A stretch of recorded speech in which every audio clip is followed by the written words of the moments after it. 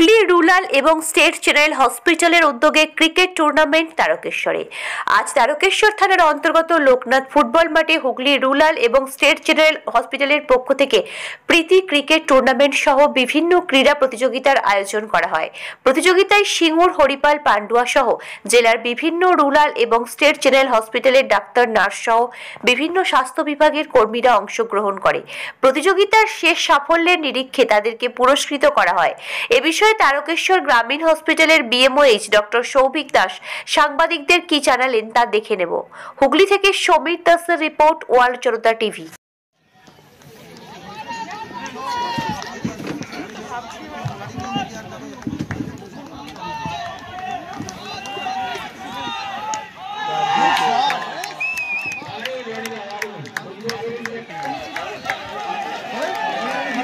আমাদের তারকেশ্বর গ্রামীণ হাসপাতালের পক্ষ থেকে হুগলি ডিস্ট্রিক্টের স্বাস্থ্য ব্যবস্থার সঙ্গে যুক্ত বিভিন্ন রুরাল হসপিটাল এবং sub division state general hospital থেকে আমরা সমস্ত হেলথের কর্মচারীদের নিয়ে একটা ক্রিকেট টুর্নামেন্টের ব্যবস্থা করেছি। আমরা অন্যান্য বছরও আমাদের নিজেদের মতো করেই গ্রামে এখানে খেলি। এবার আমরা খেলাটিকে একটু বৃহত্তর আকার দেওয়ার চেষ্টা করেছি।